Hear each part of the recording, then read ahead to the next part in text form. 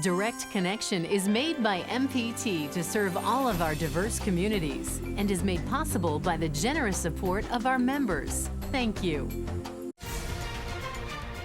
Live from Maryland Public Television, this is Direct Connection with Jeff Salkin.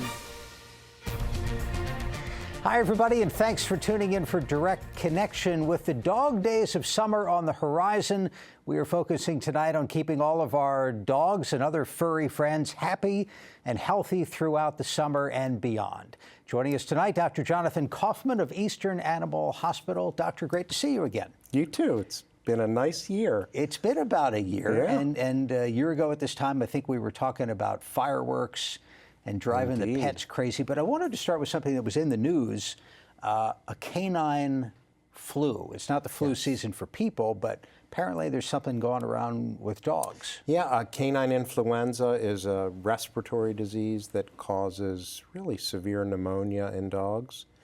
It was limited to Florida and other areas in the South, has sort of traveled up Midwest, a recent large outbreak in Chicago. So it's something we recommend preventing with vaccination and also just being aware of some of the clinical signs. I read there was a case in Anne Arundel County. So what do you look out for as a pet owner? You look out for a pet that is coughing, that has a discharge from the nose, and is lethargic and just not acting right. Very profoundly sick dogs. Sounds a little bit like a human with the flu. It can be, except they just develop such a severe pneumonia that it really, really makes them ill.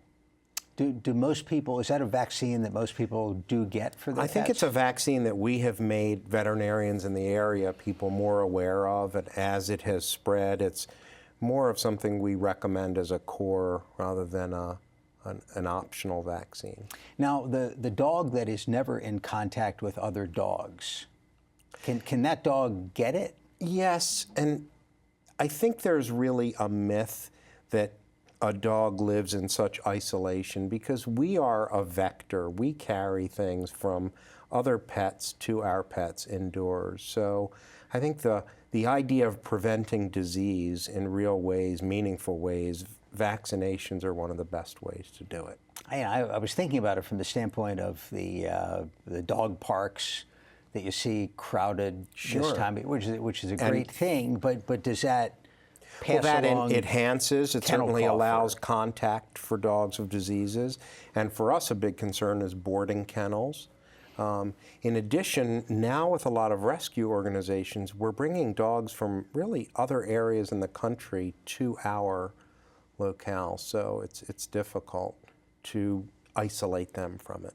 I mentioned the fireworks earlier, but there are thunderstorms rolling through our viewing area tonight. Yes. And dogs, I mean, I guess they get used to it at some point or never do. Well, it's interesting. As an owner of 4 dogs, I'll have 2 of them that are oblivious, doesn't matter, and I'll have another one that is under my feet, so scared. And I think we see that in the population, that the dogs that have problems with storms, loud noises, are really terrified this time of year, and there are some things to help them.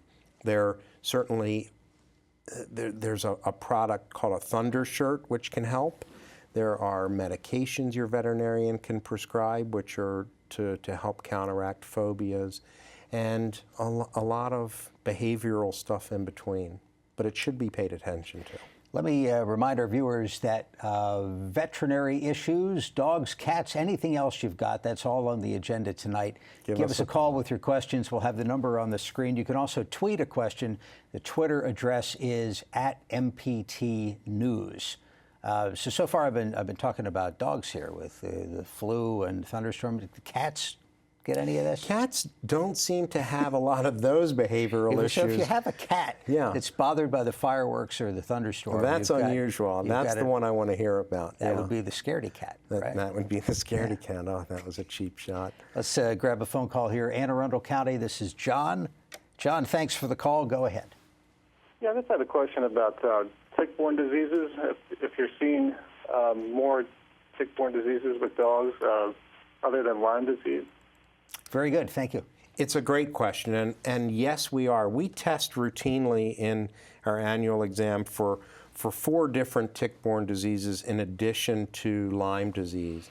And there is an increase in Ehrlichia and anaplasmosis and other tick-borne illnesses. They're really, we've also been engaged by Hopkins to do a study on dogs that have tick-borne diseases or positive test results.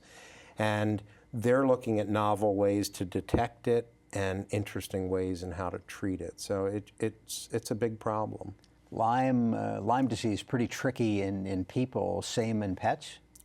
It's the same in pets. However, I tell my clients often that hand in hand, you're walking with your dog, and your dog has an annual test for Lyme disease. It has topical or a new protection for it and a vaccination. You've got nothing except a rubber band on your pants and wear a hat. And I often think the contrast is amazing. What do, when you think about flea protection, parasites, there's over-the-counter stuff. Right. And then there's stuff that you get from your neighborhood vet. What are the pros and cons? So the pros of all of this is that there's just dramatic flea and tick protection improvements than ever. The newest product is an oral tablet called Bravecto. It's extremely safe. It lasts 3 months, and it really works well in a clinical setting. So it's something you give your dog, it's a treat, and it lasts for 3 months. Then there's a whole class of products that are topical that you can get from either your veterinarian or in different stores called Fipronil, packaged as different products. And then we get into the older chemicals that we need to be aware of because they have much more toxicity. The tablet thing reminds me of trying to get a dog to take a pill. Yeah. Well, these and my dogs, again, my little experiments, this Bravecto product they really, really like. So it's refreshing. Yeah, that's good. You were telling me before, I hadn't known your 25th anniversary. Yes. As a practice, as a company is coming up, and you've grown a lot over the years. What I'm interested in is how the pets have changed. The types of breeds or issues, if you think back to day one when it was just you. It is interesting that, and I was telling some of my other doctors and staff that we used to see a lot of Shar-Peis. They were a very popular breed when I first started practicing. Rare to see a Shar-Pei anymore.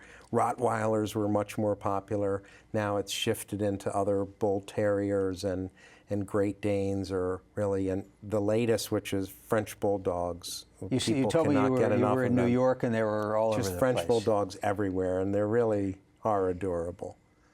Is that a breed you'd recommend? And it's a breed I'd recommend, but to be aware that they do have some breathing issues, some issues that have been bred into them because of their short little snouts and small size.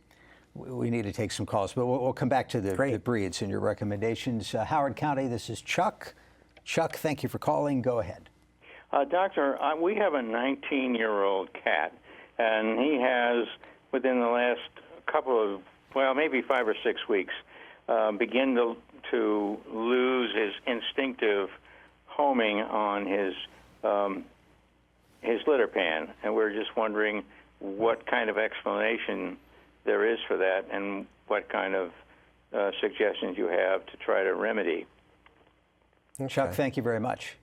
It's a good question, and my biggest concern in a 19-year-old cat that has changes in its urinary behavior would be some pretty common medical problems like diabetes, kidney disease, and I hate to answer these questions with you need to see your veterinarian, but it really would be a good idea to get some simple tests to help diagnose that and rule out a medical problem. Here's a Twitter question. Our dog just died of leptospirosis. Leptospirosis. Bacteria. We did not know about the vaccine. Any information would be helpful. Huge problem that has emerged. It's both a pet disease, dog disease, and a human disease caused mainly by rodents, infected urine of rodents. And it causes kidney failure and liver failure, and it's devastating. There is a vaccine, which I think a lot of veterinarians, myself included, responsibly did not urge years ago because it wasn't prevalent. And as it has emerged to be a more prevalent disease, we recommend it as a core vaccine. Get it done as quickly as you can. Washington County, let's talk to Leah. Leah, thank you for the call. Go ahead. Thank you for taking my call. Sure. Hey, Leah. I wanted to ask the doctor. About 5 weeks ago, we had this perfectly normal 7-year-old cat, healthy in every way, and all of a sudden one night it went through the hall, screamed, and all of a sudden, like its whole back end was just laying on the floor. So anyway, we picked it up and took it to the emergency place, and the only thing that they could tell us was that it was a saddle thrombosis. Yes. Do you know anything about that, or is it common? It is very common, and it's a result of nothing that you could have prevented, but it is a result of heart disease. Cats develop heart muscle disease, which allows clots to form in the chambers of the heart. Those clots travel to an area all the way in the artery where it sort of splits into two. And it's called a saddle thrombus because the blood clot sort of exists over and blocks both of those arterial pathways, and then they stop use of their legs. It's devastating, a very silent killer of cats. How do you think about, and I'm thinking about your 25 years in practice, you could hear in Leah's voice the sadness and the concern on one hand, and then I'm sure years of joy and companionship. When people start on that road, how do you think about the bumps along the way? Well, and it's after I've been practicing for 28 years, and it is a balancing act between celebrating good health, understanding good nutrition is really important in our pets, good medical care, and then realizing that their lives are relatively short compared to ours, and understanding and being okay with that life cycle. And we try to weave our sort of good health care tips into that, and it can be difficult. It can be challenging. Prince William County, this is Mary. Mary, thank you for the call. Go ahead. Hey, Mary. I have a 7-month-old toy poodle, very well behaved in almost every way except she's been trained already. I live in an apartment, which was not an easy job, but she's trained. She's very bright, but very loving, but I am her most precious toy. She does not like being separated from me. When I leave the apartment, I now put her in a bathroom by herself. She cries for a little while. I can hear her walking down the hall, and then she stops. But if I have her in a crate in a car, she absolutely hates it. Whines and cries. I've tried Rescue Remedy. I've tried other pheromone sprays, etc., and none of them seem to work. Mary, I don't think she has separation anxiety, because if I give her to somebody else and I'm gone, out of the room, out of sight, she's perfectly fine with the other person. Huh. Mary, thank you very much. Any thoughts? So thoughts about that. Little dogs, first of all, if you have a 7-month-old miniature poodle who's housebroken, can you please come to my house? Because I have an 8-year-old Chihuahua that knows no such thing. I think little dogs present a problem because we do carry them, we do treat them, elevate them to special sort of levels, which dogs really can abuse and then develop these behavior issues that if we sort of treat it, I recently heard a great line that treat your dog like the adult that they are. And as we're approaching 7 months, we're into that early adulthood. So try not to carry them, cradle them, baby them to the point that you encourage some of these behaviors. We have a lot of calls, but let's spend a couple minutes on breeds. So from the context of an apartment, which we were just talking about, and dogs, what do you recommend? Well, smaller breeds just have to be very careful about dogs that bark a lot. I think breeds are now such an individual issue with coat length, how much grooming you're going to do. Are you going to walk them? We just discussed people in New York living in major cities that walk their dogs constantly and have them of all sizes. So it's really an evaluation that takes a lot of time and thought. I don't have a great answer for that. Now, what about somebody with a larger house or more property? I mean, is there just a breed that you're in love with? And I have still, in all my years of practice, a golden retriever is one of the most regal, gentle, balanced breeds I've seen, and they end up being one of my favorites. Hasn't gone out of style. Hasn't gone out of style. It's a classic. Judy in Cecil County. Judy, thank you for calling. Go ahead. Thank you for taking my call. You bet. Doctor, I have a 13-year-old feral female cat, and she comes in every evening to eat, and I'll see her in the morning. And just recently, 3 months ago, I took her to the vet to get her shots, and it was a trauma, to say the least. And since that time, she is very skittish. I mean, she won't let me get near her.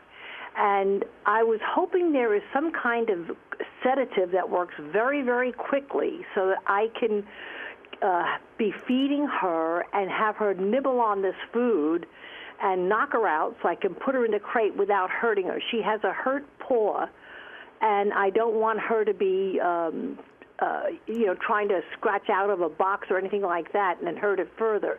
Is there something I can give her that will knock her out real quick? She's about 11 pounds.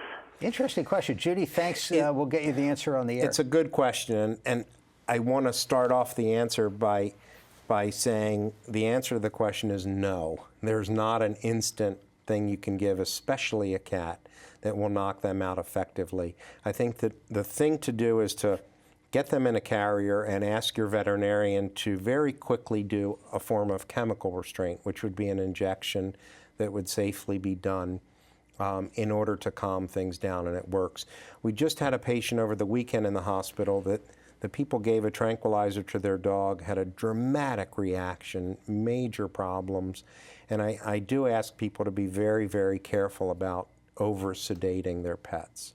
Is there, I don't want to ask about the specific case, but is there something, are there things that can be prescribed, or do people try to medicate based on human? No, this was a prescribed drug under the recommended dose. It was just a reaction that dogs have, and there are some novel new medications that work. Cats are still very difficult, and fewer drugs are available that really, really work. I imagine, as nice as you are, there's probably some dogs and cats that aren't thrilled with coming to the hospital. A feral cat today that we had to neuter that wanted no parts of it, and I'm sure we did won't want to come back that. either. Yeah, is not writing any positive Yelp reviews on that one. Yeah. So what can people do? I mean, well, and that's when really the use of calming methods of immediate restraint by chemicals, by using the proper sedatives, can give them a very pleasant, they feel a little pinch and are suddenly sleepy, and it works very, very well. But you can't do that from across the parking lot. No, you can't do that, but you can do it in the carrier, which makes it more pleasant. Okay. David in Anne Arundel County. David, thank you for the call. Go ahead. Thank you. Third-time caller, David from Anne Arundel. I have a question. I have an 8-year-old chocolate dapple dachshund, beautiful little girl. Great. She was never trained properly in house training, so my wife buys the puppy pads.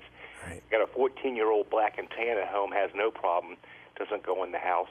Is there anything you can recommend for an older dog to break them from this habit? Thank you. Thanks, David. Yeah, great question. Certainly a weak link in my household.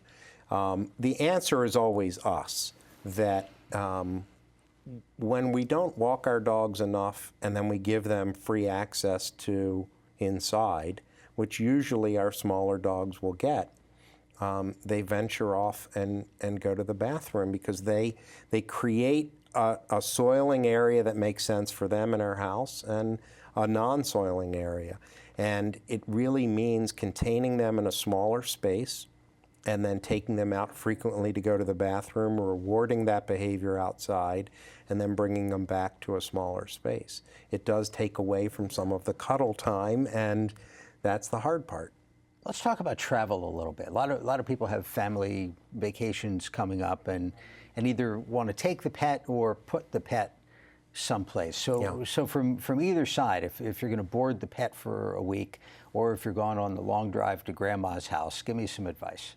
So some advice is to, first of all, we just have to say with summer tips, no hot cars, no dogs in cars unattended for a second. And it's just really will save lives. That shouldn't be understated. The next part is if you're going to travel with your pet and they're not used to it, get them used to it. Take them on a very short little trip for fun. Give them a treat at the end of it. Reward them back in. Finally, when you do decide to take a trip, we don't recommend sedating pets for flight. It's really, again, not good for their health. Just get them used to it. If in any way you have a small dog or cat, you can take them in the cabin. Southwest has been a wonderful airline. If you're driving, take some breaks, take them out on a secure leash and walk them, bring a little water bowl with you, and they do very well. On the subject of heat and the hottest days are still around the corner, we should talk about warning signs and what you can do. You think about, well, just give them a bowl of ice water or something, but that's not really how dogs cool themselves down, is it? No, and that's their weak link. We talked about this last year. They can't sweat. So very small areas of heat exchange, the tongue, tiny bit of the foot pad. So you just have to watch for excessive panting, for suddenly collapsing. We see and have seen every beginning of the summer heat stroke in dogs, and it's a big thing. Shade. Make sure they're in shade if they're outside. No prolonged exposure, especially to dark-coated dogs. Watch their foot pads for hot surfaces, and really treat heat for them like an extreme. Meaning that you have to respect a dog, that they really can't sweat and cool off like we can. So give them a break, make it short exposure. Wicomico County, this is Robin. Robin, thank you for the call. Go ahead. Hi, I have a question. I have two small dogs, a Pomeranian and a Terrier mix, and we take them out with us a lot to the Cove, which is a local area, and also down to the ocean. I always give them a bath when we come back to get the sand and salt out off of them. But my concern is while we are out, if they start taking just a small drink, I'm not talking about a large, of the water, the river water or the ocean water, I always try to keep them from not doing that, but is there anything I need to be concerned about? I'm Robin, thinking of bacteria. Yeah, thank you very much. I'm guessing they could handle the river water. Well, they can handle it. It's a source of contamination. I'm smiling because I swim, and there's a discussion of what is in an average pool, river, and generally bodies of water, and you do not want to know. So they're all contaminated, and within reason, there'll be an immunity. You just have to watch for signs of diarrhea, for vomiting in your dog. Giardia is a common parasite that's a contaminant. But like everything, it's a little bit will help create a good immunity. Too much will create problems. Let's talk to Patty in Baltimore County. Patty, thank you for the call. Go ahead. Hey, Patty. I have a miniature poodle, and he has warts all over his body, and it just seems like they are growing more and more. And I was wondering if the shots that he is getting for prevention from the disease, are they giving him the warts? Warts, you said? You know, little bumps warts, on the, okay. Little bumps all over him. Wow. Patty, thank you very much. No, the vaccines that we use do not cause warts. There are some viral causes or to papillomas, which are some warts, but unfortunately, little poodles are predisposed or get a lot of these little benign warts, which can be unsightly. They can be removed by laser, but are not caused by vaccination. Yeah, the dog's not going to want to sit still for that either. Yeah, then I know. Yeah. Well, very good. Dr. Kaufman, congratulations on the anniversary. Thank you very much. Pleasure being here. Thanks for coming by, and we'll do it again. Great. Thank you again. Thursday at this time on Your Money and Business. Are there enough players for all of these lottery games now available, plus a boost for Baltimore's Summer Jobs Program? That is all for Direct Connection this week. For all of us here at MPT, I'm Jeff Salkin. Thanks for watching and have a good night.